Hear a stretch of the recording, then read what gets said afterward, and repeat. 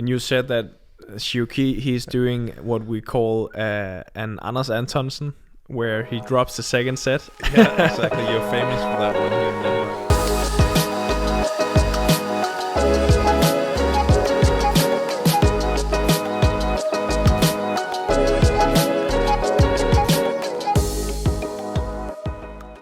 Welcome back to the number 8 episode of the Badminton Experience, and we are back with Hans Christian in the couch. It's great to have him back. Actually, one of the first questions that I saw here on my Instagram, it was it said that we missed Hans in the last episode, and how is he doing? And more important, how is your kid Vincent doing? Because he was the reason for your absence. Yeah, he was a little sick last time, and yeah, we couldn't really make it work, so I could be both here and watching out for him. But he's doing well. It was nothing serious, just the flu or something like that. The flu. Yeah, the flu.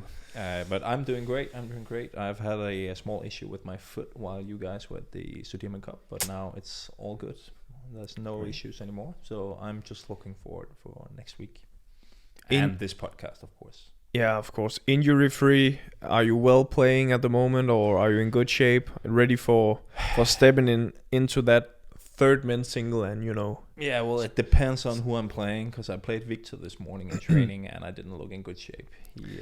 He's toying with me like he's always doing. It's not a good idea to play against Victor right before a tournament, because sometimes you lose all of your confidence and stuff. So, but then I got to play Victor Svensson afterwards, and I beat him pretty. Much better. So Much better. I feel ready, and of course, I hope to get to play some of the fun matches, but yeah, we'll see how it all pans out. I know right now I'm probably the fourth guy, so I don't expect to be playing all the matches, but I hope there will be room for me in the lineup. So someone out there might be wondering, what are these guys talking about right now? And it is, of course, the Thomas Cup, which is going to be played next week, or actually this week. Actually, it starts this week. Yeah, it starts Saturday, and today is Tuesday? It's Tuesday today. It's Tuesday today. So yeah, it's going to be played in Denmark, in Aarhus, which is my hometown. It's where I was born and raised. So it's going to be a big occasion. I think it's the first time that the Thomas and Uber Cup is being played outside of Asia, right? Yeah, I think in this current format with the finals, it is. I think it's been played in England back in 1949, but it was a different format, so it wasn't the same as now. So it is the first time in the current format. Okay. And if some of you guys also out there wonder what is Thomas and Uber Cup, just go back a few episodes, maybe also to the very first episode of the Badminton Experience, because Hans Christian has already explained it a few times. But in case you don't know, it is the World Championships for teams. Yeah, team event. Men's teams and women's teams. So what we had last week was the Sudirman Cup, where it was mixed teams. This time it's just men's team and women's teams separately. You're absolutely correct. What was your take on, just following up on the Sudirman Cup last week? Yeah. China won once again. Do you know how many times they have won the event? I actually don't know how many times, but I think it's like they won something like 9 of the last 10 or something crazy like that. They win almost every single time. I just remember they lost to Korea a few years ago, where they lost I think 3-2 in the final, and they lost the mixed doubles. But they are pretty dominant in was that in Australia and Gold Coast? Because maybe I'm not sure, but it's not that long ago, so you might be right. If I'm not mistaken, Korea might won that event. Yeah, I'm not really sure. I'm not 100% sure. But once again, China won the whole thing. Incredible, strong nation when it comes to badminton. Yeah, I think it's pretty crazy that they can do it without the best men's doubles present. They didn't have Li and Liu, who are the top doubles. They didn't have Chen Long there, so all the pressure was on Shi Yuqi. Of course, they still have an extremely strong team with Olympic champion in women's singles Chen Yufei. They have the women's doubles with Chen Qingchen and Jie Yifan, and the Olympic champions in mixed. So obviously they still have a strong team without the best men's doubles. But Yeah. I was thinking there would be a chance they wouldn't win this time, and I think also you guys with the Danish team We were actually pretty close. Yeah.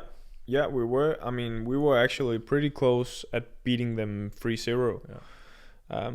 The match that we had some good chances in was the women's single. Mia against Chen Yufei. I think she was definitely not, a favorite going into the match, or not even close. But I was warming up with Victor Axelsen, so I didn't really see much of the match. But she was pretty close. She lost in a 3-set match, and we won the match before, which was the men's double, and the one after, which was Victor's men's single against Shi Yuqi. So yeah, that was a fun team match. I think it would have been pretty unexpected also from Danish side if we had actually won that one. We have never beaten China in Sudirman Cup, so it would have been pretty crazy to do it this time, I think, because I feel like this edition of the Danish team is not the strongest we've had over the history, the past 10, 15, 20 years. No. But yeah, I think Mia, in the end, I think it was a 16-all in the final game. I think so. Yeah, at that point, anything can happen. But obviously, Chen Yufei also showed some calm nerves and everything. And she won pretty convincingly in those final points. But yeah, at 16-all, I guess there's only like a net quarter, a few lucky ones, and then Mia would have had a very good chance. So I think that there was a lot of very exciting matches, a lot of exciting matchups at the Sudirman Cup last week. Also good to see, all the players back again. I mean, we played the Olympics a few months back, but other than that, there has not been played tournaments since All England in March. Yeah, we had the European Championships. I don't remember the one you won. Yeah, I totally forgot about that.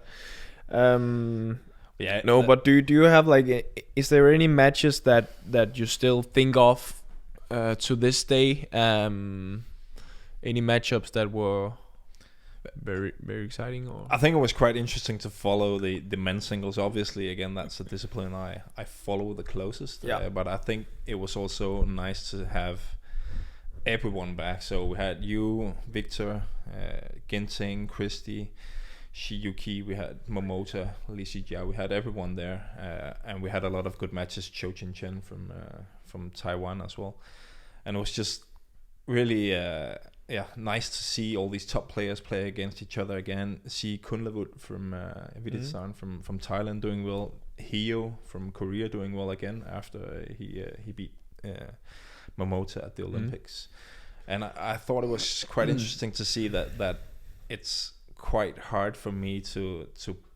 pinpoint one of the players and say that they were performing much better than the rest. Maybe Victor and you played really well in your matches, but from all the other countries, it seems so narrow between all these guys. Like Li Xijia could beat Momota one day, lose the other day. Cho was close in his matches. Kunlavut played well, then he lost to Hyo. So it was like such a fine margin between winning and losing with all these players. Yeah. And I think that it's gonna be really, really cool to see in Denmark and French, and also the two events in Indonesia, what's gonna happen in the men's singles category. I think it's a very open category right now, with maybe Victor as the top dog at the moment. Yeah, I agree. There are so many good players, and it's really close. I would say there's 8 to 10 players right now that I could see win every tournament. And also another player that you did not mention, I faced him up there at the Sudirman Cup. I've never faced him before, but if I'm not mistaken, he's only like 19 years old or something. It is Brian Yang from Canada, and I played a close two-set match with him. Luckily, I won. But the next day he went on to beat Jonathan Christie. So there's some talent out there too, and there's also you mentioned Kunlavut from Thailand, he won like the World Junior Championships 3 years in a row or something, which is a crazy achievement. So And actually, Hio, who plays for Korea, he's also a former World Junior champion. Yeah. So yeah, there is a lot of talent, and I think Brian Yang, who you mentioned, he's a really exciting guy to follow, and I think his progress has been really steep for the past year or so. Also because he's from Canada, you don't really see many players from Canada. So if he would go on to become one of the very best in the world, I think that could be great for badminton. Yeah, perhaps. Definitely, and it was quite a comeback actually against Japan, right? He lost the first game. Okay, I thought you actually talked about my match against him. No, because he also did a huge comeback there. You don't know? No. Okay, so I won the first game like 21-18, and then I was leading like 17-6 or 17-7 in the second game, and I ended up winning the game 21-19. So I think he won like 10 or 11 points in a row. So he's like the comeback kid. Yeah, he's like the comeback kid.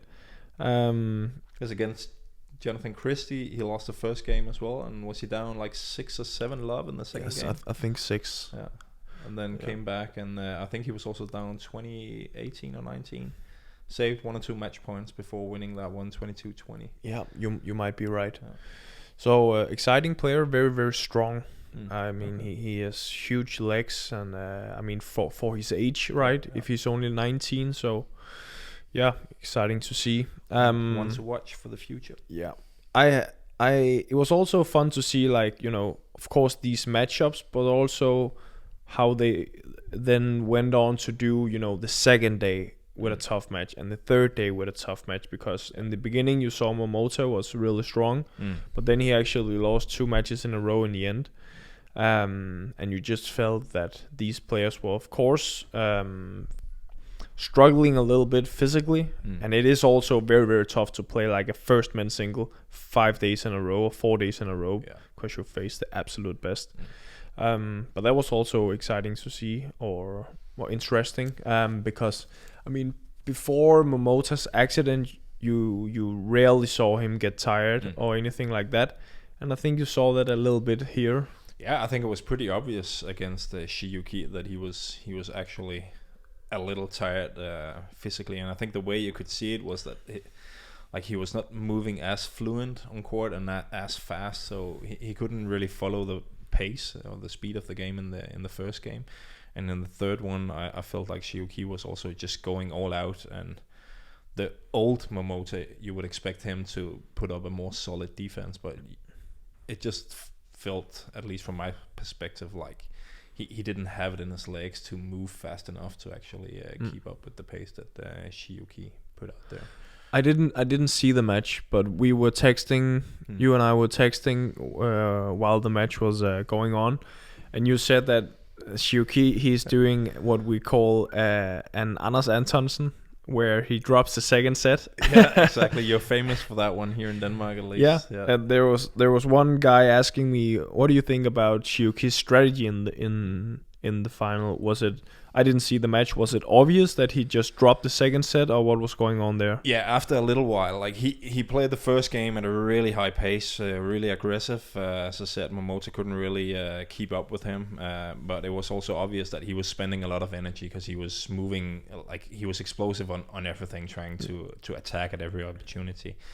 And he actually tried the same in the start of the second game, but it felt like his level dropped a little bit. And Momota kind of got the knack of it and started getting everything back. And I would say already at, like, I don't know exactly when, but around 8 or 10, you could see that Shi Yuqi started thinking, okay, maybe I need to save up a little bit of energy and then go all out again in the third. And the final 5, 6, 7 points, he looked completely disinterested in doing anything. In the third game? In the second game? Shi Yuqi? Okay, in the second. So the final 5 minutes was just all about getting ready for the third game, and then he was back at his best from the very start. Okay. So I would say you do it a little bit more obvious when you do it. So you can do it from the first to the second rally maybe, but no. I did it like I did it in the World Tour finals, and I explained the reasons why in a vlog actually. Go check it out. go check out that vlog. It was from Thailand World Tour Finals. Yeah, in January. I laid it out. I said that I don't think that I'm in my current state. I'm not going to play 3 tough sets.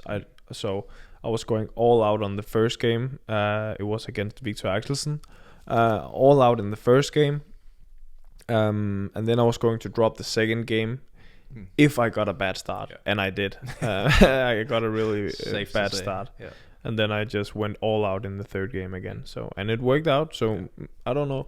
I think players. Did you do it again at the All Englands? Yeah, I did. I did.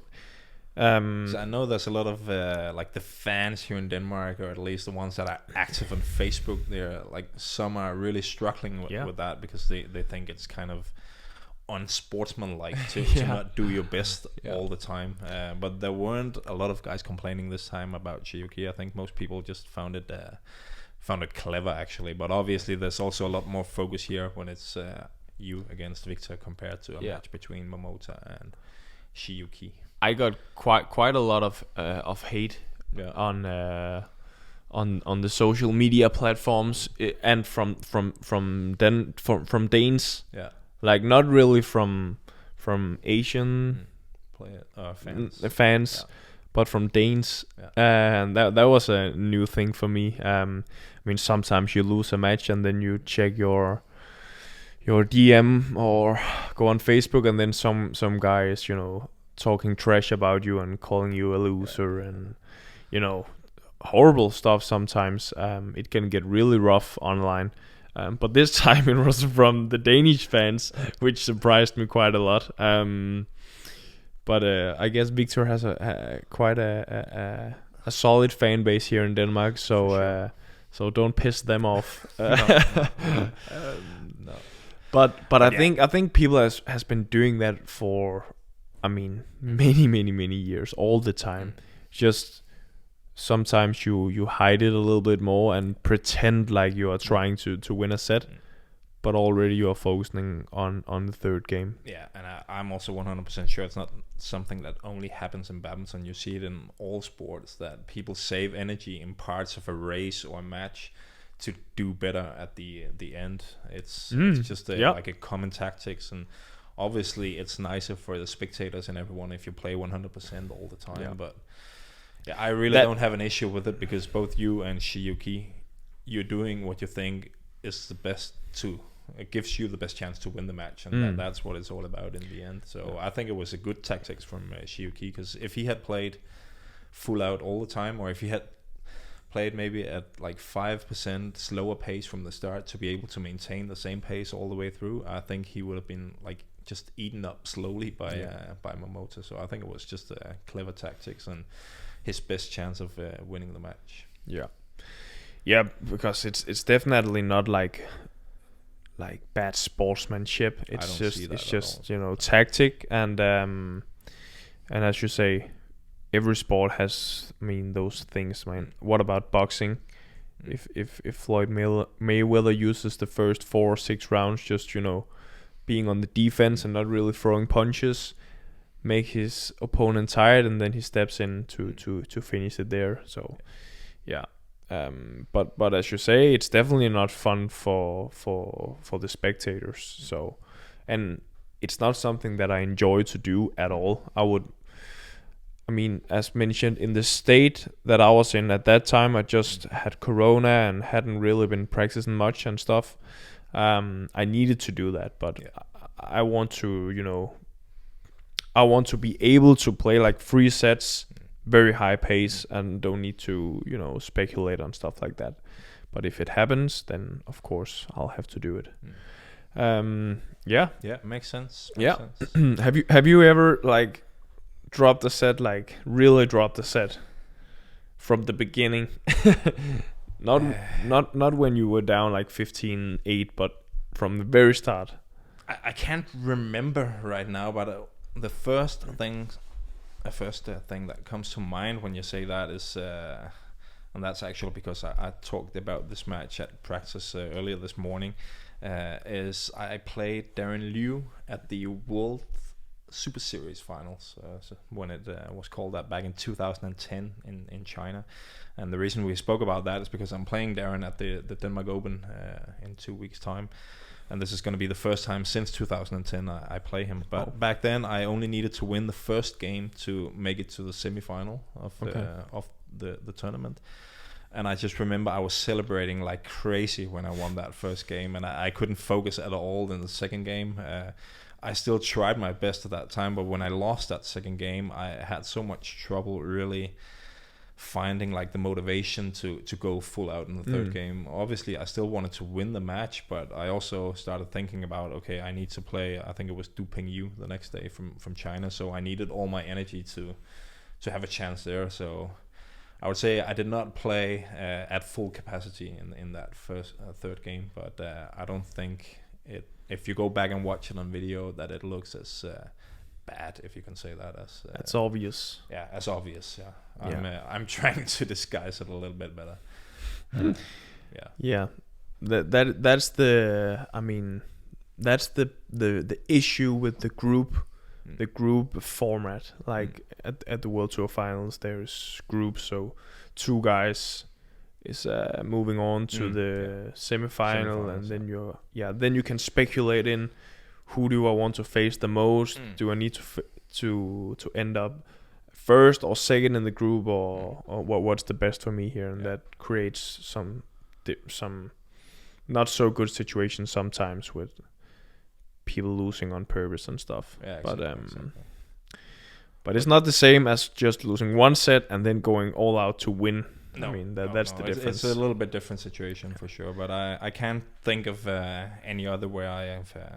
Not that I dropped it completely here, but I can't remember a match where I've just dropped the second game.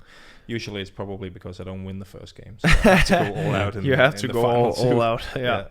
I had a fun experience, or not a fun experience, but a weird experience at the World Tour Finals was it in 2019, where I was playing in my group. I was facing Jonathan Christie, Kento Momota, and Sue Wang from Taiwan, and I was facing Sue Wang in the third match, and I was under the assumption that I just needed to win in 3 games in order for me to advance to the semifinal. But that was wrong. I needed to win in straight games. So the match started, and I think I was down 17-20 in the first game. Then I end up winning the first game 22-20. And then I got a bad start in the second game, and then I just dropped it because I was, as mentioned, under the assumption that I just need to win it in 3 games, and then I'm through to the semifinal. So I lost that second game really easily, and then I look during the interval I said to my coach, okay, now is the time, all in now this is for moving on. I mean, if I win this, I'm moving on. So I really was hyping myself up and trying to pump some energy into the conversation and stuff. And he was just like looking at me like with these disbelief. I mean, he was like, what is this guy talking about? don't he know that he's out of the tournament now? He has no chance of reaching the semifinals. And I could sense this in him. I was looking at him something like, well, there's something wrong here. And the Danish supporters wasn't cheering that much in the third game too, and there was just something was wrong. So when I end up winning the third game, and I looked at him and I was like, what's going on here? Am I in the semifinal or not? And I was asking Sue Wang. I was asking Sue Wang too, like who is moving on here? And he was like, I don't know, and it was a messed up situation. And I actually remember watching that one on Danish TV, and the commentator as well. So like they were actually pretty sure before the match you had to win that in straight games. Yeah. But because of what you said and how you played, they began to be confused and they didn't really know. So the third game was the set that really confused people, because I saw some posts like, that is great sportsmanship, you know, two guys, they have nothing to play for, but they're just doing because they love the sport and they just want to give everything to the crowd and stuff like that, and we just had no idea. If we knew, it would have been a totally different match, but You thought you had everything to play for. yes, I did.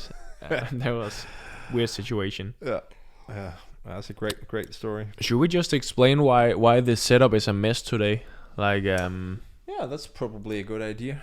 so guys, I just moved into my new place, my new apartment a few days ago, and it's a mess. And it's a mess right now.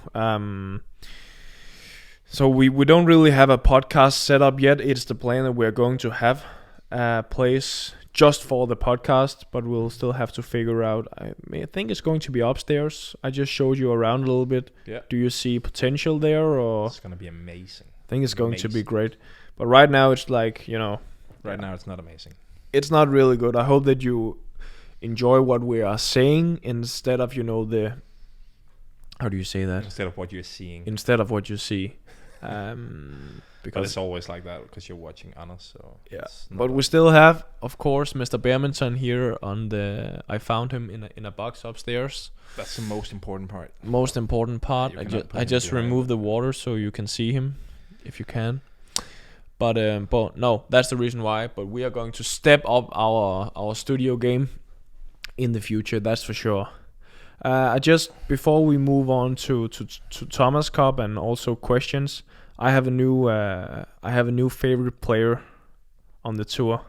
Who's that? I didn't really have a favorite player before, but I know which one it is now. It is Anse Young Young? from Korea, the lady single. Mm. She's, how old is she? She's not really she's old. Also 19. 19 years around old. That age, Yeah.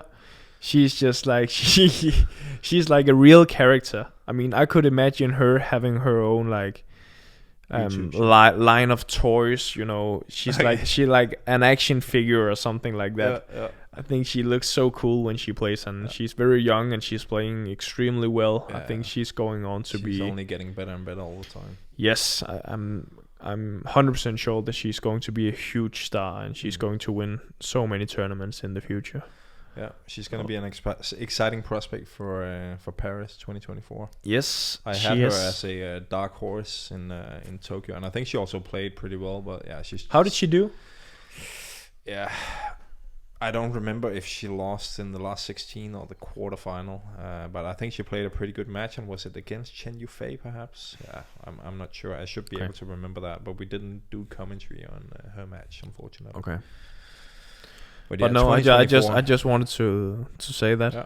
So is she also going to be your mom's new because favorite that was player? also a question that I received a lot. Who's your favorite badminton player? Is it still Watanabe that's your mom's favorite? I actually don't know about that. I haven't asked her. But still, Maybe people are also still, you know, saying Maybe that to me. You That shouldn't introduce Anse Young to your mom. Then you will have no chance of being in her first place. No, yeah, I don't know. I don't know if she even know who she is. I don't think so. That's why I should just not introduce her. Yeah, okay, I won't. Who's your favorite badminton player? Ooh, on the world tour. While we are on the topic, I think I asked you some episodes ago, and you said Yavancha or something from. Oh yeah, that's back in the days. Okay. Yeah, he's not really active anymore. Of the ones that are active right now, and you're not allowed to say me or yourself, because I know that we were probably number 1 and 2. But well, I think one player that I always have a lot of respect for, and I think is also a little underappreciated compared to how unbelievable results he has. Can I have a guess? Yeah. Okay. It's a male. It's a male player. Yeah. Is it a single player? Singles. Yeah.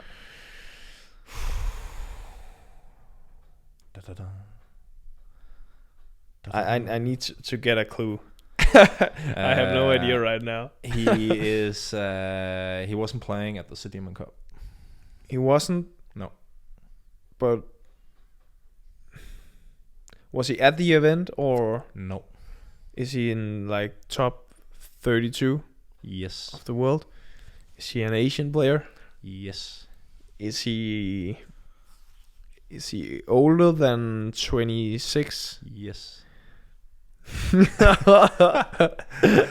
I have no idea still. What is his like strengths on court? He doesn't really have a lot of bad points in his game. Like, he's a really good player. I thought you were going to say he doesn't really have any strengths. He's physically very strong. Qinglong? Yeah.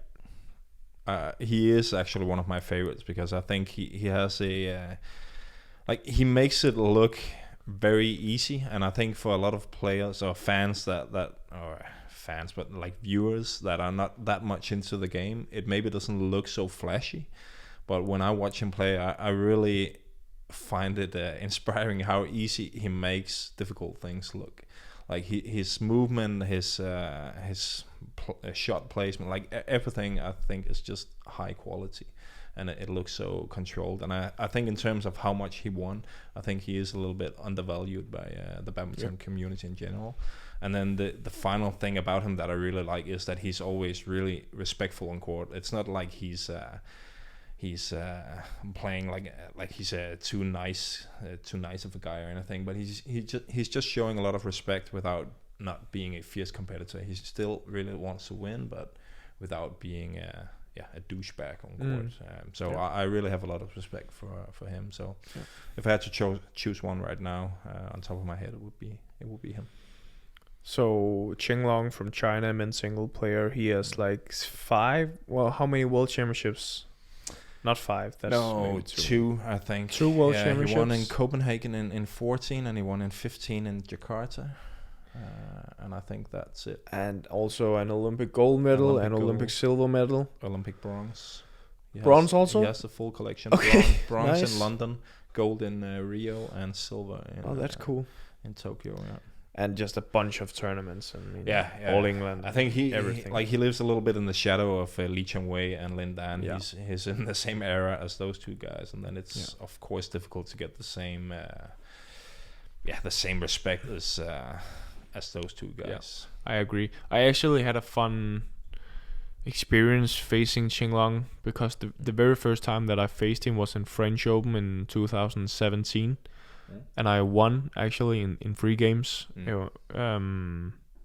all beat him the first time we played him. Did you also do that? 2010 on Macau Open. I have a good story for that. I don't know if I already told it, but you go on with your story. Okay, my story first. So I defeated him there at the French Open, and then I was going to play him in the next tournament. I think it was in China. It was. I faced him in the quarterfinal there, China Open. Yeah. And I was watching from the stands. And I just felt like he was actually mad at me or something. I mean, because you say he is a really, he is a really good guy. I truly believe that. I mean, he's very respectful and stuff like that. So I also admire Qinglong a lot. Don't get it twisted, guys. I know that. I mean, we have had some issues with translation before. But I just felt like maybe he was just like really want to get that win back.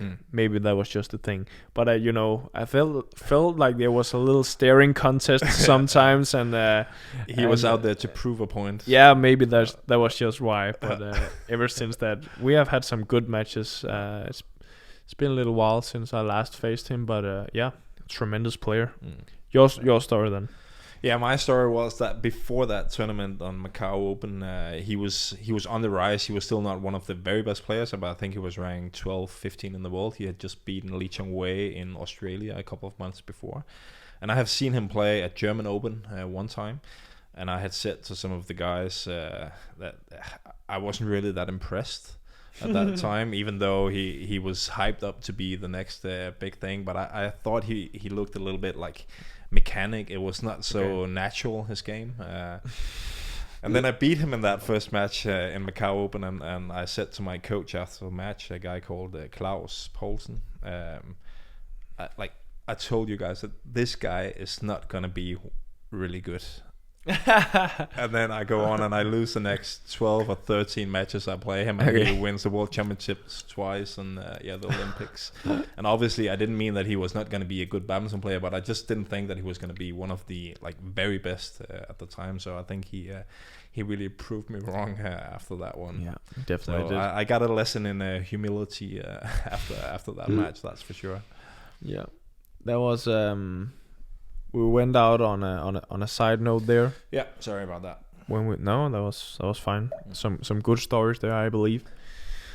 The good thing now, coming back to when people translate stuff and maybe misunderstand you a little bit, is that we actually we got a new member on the team. She's called Tracy, and she's a girl from China, but she lives here in Denmark.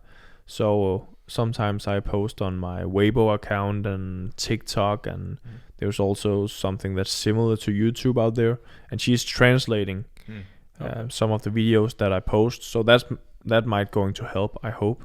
I didn't even know you were on TikTok. No, but I am. But only in China. Oh, okay. Only in China. Okay. So I'm also so old that I'm not on TikTok. I'm part of that generation. I think it's like mainly like dances and stuff like that. I'm not. So for the next episode, Anders is gonna dance. No, I don't dance. I don't dance. I know you can. That was a High School Musical song. Anyway, Thomas Cup. Yeah, Thomas Cup. Let's talk about it. Yeah. What do you want to say about it? I am extremely excited. I've been waiting for this event for almost 2 years now. It's been postponed so many times, and it's been the biggest goal for me for 1.5 years now, at least, to be part of the team and be there, and hopefully also be able to make a difference for the team in some way. And it's just gonna be amazing to play at home. As you said, it's gonna be played in Aarhus. Yeah.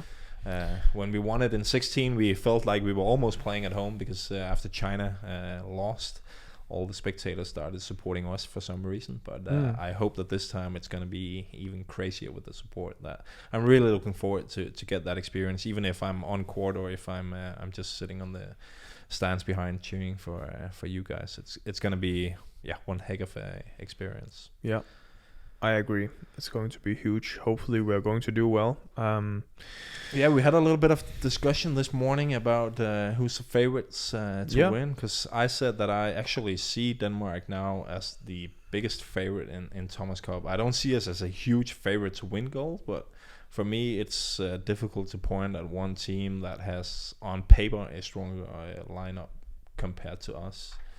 But you weren't that fond of just giving us the number one spot. I think it's going to be really interesting to see how it will play out, because there's many teams that are quite close, I believe. Who are those teams? I think we have a strong team. I think Indonesia has a really strong team. I think Japan has a really strong team. China always has a strong team, and they are always good at team events and when they represent their country. Do you rank those 4 teams? Maybe Taiwan also has do you rank those 4 teams equally? Like in my head, I think Indonesia rank, maybe. Yeah, Indonesia, Japan, and Denmark a little bit above China. Okay. And that's mainly because China are here without Chen Long. They're here without Li and Liu in the. Are you certain about that? I think the men's double is going to join the team. Okay. Maybe, but I'm not 100% sure. I'm gonna check it now. I knew that Chen Long was. Chen Long for sure is not there, because also Huang Yushang, who I thought was gonna be third men's singles, is not on the list. No. Is Chen Long having a break after the Olympics, I don't know. Or what's going on? I'm not. Let us know, guys, if you know about that. I'm not in contact with him. No, I don't have his number either. Maybe we can get it through Tracy, our new employee. Here we have it. Thomas Cup and teams. We're just going to skip this part, guys. China. Here we have it. All the players. Oh, you can see the team right there. Yes. There is no men's doubles, Li and Liu. There's no? Yeah, no, they're not here. Okay. And I think the third men's singles is probably going to be Li Shifeng or maybe this guy Wing Hongyang. Yeah, okay. So I think I would have them a little bit below the other three teams. I'm not saying they can't win. For sure they can. As you say, they're always strong at team events. And they still have a really strong team. But I see them a little bit below the other three teams you mentioned. At least that's my opinion. But what about Malaysia? They also have a pretty good team. Yeah, I have like a third tier with Malaysia, Korea, Chinese Taipei. And I think even India and Thailand are teams that you cannot really discard them. No. I think most teams can lose to those two. I don't see Thailand and India winning the entire event, but I can see them trouble any team basically. Yeah. I have a feeling that Thailand also is really good when they represent their country. I mean, it's like they are playing for a higher purpose or something like that. Yeah. I mean, I remember when I think it was in 2016 at the Denmark Open. I think they have a kingdom, right? Was it a king? Yeah, it's a kingdom. Yeah. The king died. The king died just a little prior to the tournament. Yeah, 2 or 3 years ago. Yeah, before the Denmark Open, 3 years ago probably. Yeah. And Tanonsak Sensombunsok, he won men's single. Yeah. And they also won the men's double. Yeah, was it Bodin Isara and Manapong? Yeah, you might be right. And I just felt like they were playing for a higher purpose. I mean, they were playing extremely well, and they never did that before or after. So I don't know. They if they play for something that's I think they have a pretty solid lineup actually with Kunlavut, who we saw in Finland, plays at a really high level, and they have Kantapon in the second singles. And Supanyu Avingsanon in third. But I think also the men's doubles, it's not that they are a huge favorite in the matches, but I feel like they always have a chance. We also saw them beating the Chinese men's doubles in Sudirman Cup. So I think you can never really discard them in first men's doubles or second. They somehow, I would agree that they somehow always find that little bit of extra level when they need to in the team matches. Yeah, it's going to be extremely fun. It is actually like there's one Group A with Indonesia, Chinese Taipei, Thailand, and Algeria. I think Algeria, they're gonna have a hard time, but it's quite exciting to see. Yeah, it's quite exciting to see who's gonna make it through. I wouldn't even say it's 100% certain that Indonesia will make it through. They have the strongest team for sure. Is there two teams? Only 2 teams go through. Yeah. Okay, so it's the same as Sudirman Cup. There's a quarterfinal and okay. So obviously they're the favorites to go through, but they cannot take it lightly playing Chinese Taipei or Thailand. I don't think so. Yeah. Let us know, guys, who you think is going to win the Thomas Cup Open 2021 or the Uber Cup. We're not really going to talk about that, but let us know, guys, who you are cheering for, who you think is going to win, and who do you think have the strongest team. Let us know. Did you actually see the news yesterday about a team pulling out? Yeah, England. Yeah, England pulled out. I thought that was pretty crazy. Also, the excuse is that they have 3 men's singles players who are all injured. Okay. So they didn't want to send a team of reserves. So okay. They're just not gonna go. So that's a little bit of a shame. So Group D is now Japan, Malaysia, Canada, and that's it. Okay. So yeah. They weren't gonna win anyway, England, but yeah, it's a little bit of a shame for the event, I think. Yeah, of course it is.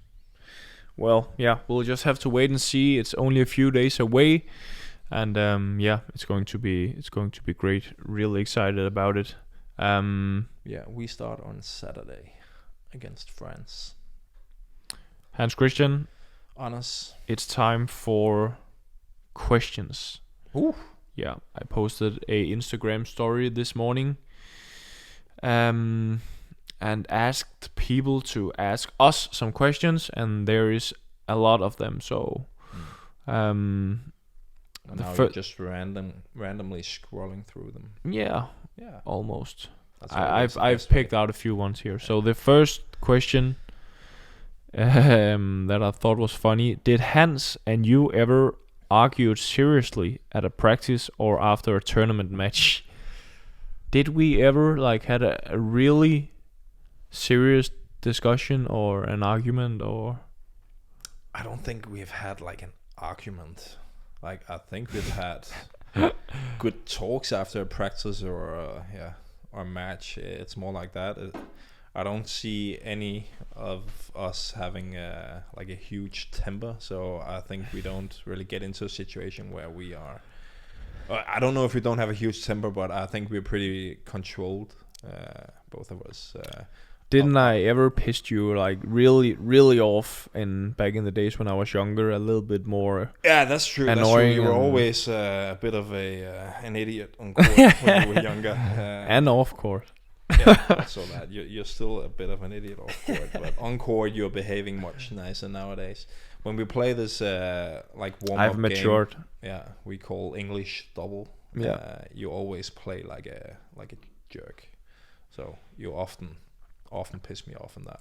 So it's like a warm-up game we do before every practice. Maybe you know it, maybe you don't, but there's a lot of unwritten rules, and Anders is not upholding any of them. And tensions are high during that game, and also because we play for money, just a little bit, not much, like $5 or something like that. Yeah, something like that. Yeah. So yeah, anything between $1 and $5, so it's small money. Hans Christian, I think this question is funny because I don't think you and I are the right persons to ask. Should we ask Oliver instead? Yeah, I don't think he's the right one to ask either. But how is diet necessary for any sport? Diet? Yeah, diet. Yeah, I'll let you answer that. The reason why I don't think me and Hans is the right persons to answer it is because I know you love candy and sweets. I mean, more than anyone I know. Yeah. True. And I don't really follow like a strict diet, which might be a mistake. I might need to change that and be a little bit more strict on my diet. But I also I really, really love food, and I love so many different kinds of food. So I basically, and that might be a surprise to people who don't know me, but I eat at restaurants or takeaway every single day. I never cook myself. Sometimes, of course, breakfast and lunch. Sometimes. That also takes a fair bit of money to live that way. Yeah, it does. Yeah, it's quite expensive, but it's also, I think. But it's not like you can't have a healthy lifestyle doing No, that. no. Of course I can have and I also eat healthy stuff. I don't eat dessert every dinner. It's rice and that's it. No, it's rice or pasta or potatoes, chicken, some different meats, maybe a lot of vegetables.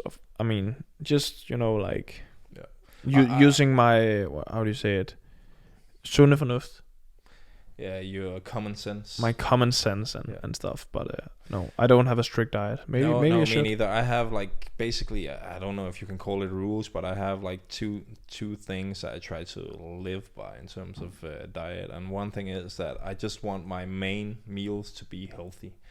So I don't care so much about if I eat cake in the afternoon or candy in the evening, but my main meal, so breakfast, lunch, and dinner, has to be just like a normal varied diet. So it has to be healthy. Of course I can eat a pizza or I can eat something unhealthy, but in general it just has to be healthy. And the only other thing I think about is that it's important for me to get enough. So yeah, it's really, really not very strict either, but no, it's not like I eat unhealthy food all the time. I know that's bad for me. So, yeah. Don't you eat candy every Friday and Saturday and most? Yeah, even some while watching cartoons and weekdays as well. I can do that in evenings. That's a really bad habit for me. But okay. I've tried changing it a few times, but I can just conclude after 35 years of living that I do not have the motivation to drop it completely for more than a few weeks at a time. So yeah, actually leading up to this Thomas Cup, I've cut down on that for the past 4 weeks. Okay. Because I've had a little bit of extra motivation, but I'm gonna go back to my normal ways as soon as Thomas Cup is done and dusted. Yeah, it's good.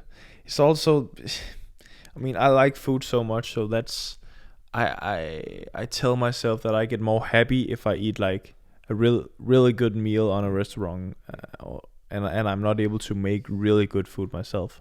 I'm not the big chef, so I'm telling myself that I need to be happy in order to play well and just be happy. I mean, just and practice well, and it makes sense. And I feel like it's good for my mood when I eat like really nice food, and that sometimes might not be the most healthy food, but yeah, a happy player is a good player. So as long as you keep telling yourself that, I'm sure it's correct. I'm lying to myself. Yeah. I think sometimes you just get into that bad habit of wanting something sweet. Yeah. And it's really like a bad habit, because if I go like 1 week, 2 weeks without getting anything, no, cake, chocolate, sweets, just in general, then I just totally forget about it, and then I don't feel like I need it. But it's like a drug. Yeah. If you get it once, you need to get it again. So. Yeah. But no, of course we are athletes, and of course we eat basically quite healthy and stuff. But it's not like we never eat like sweets or a burger or pizza or stuff like that. Hard and good practice is more important than diet, that's for sure. All right, so I think that was it for this episode. Do you have anything you want to add in, Oliver? You have anything? No. All good. It was great. It was great to have you. I enjoyed it. It was great to have you back. Even though the setup is a bit of a joke, Yeah. I need you to work on that for next time. Yeah. I will figure something out. Yeah. But I'm not really going to be here much, because now there's Thomas Cup, Denmark Open, French Open. Then I have the next few podcasts will be on the tour. And I really hope that we can get some exciting players to join the podcast. We'll try. We talked about Anthony Ginting a few times. I think that's possible. And maybe we can do it on Bali, because Oliver is joining. Ooh. He's joining. He's coming there, so to record vlogs and podcasts and stuff. So, nice. But it also depends on the quarantine rules. We'll see how it all works. If we are able to mingle, on the hotel rooms, then we can get some players to join maybe. Yep. It's going to be exciting, guys. I really hope that we will be able to do that. So stay tuned for that. Also, we have a vlog coming out in a few days too. I hope so. I'm looking at Oliver, but I think we have. Stay tuned for that one also. And with that being said, thank you for watching. Please make sure to subscribe to my YouTube channel, like this video, comment, all that stuff. Let's raise the numbers, and that's it. Stay tuned, guys. Thank you for watching. Bye. Bye.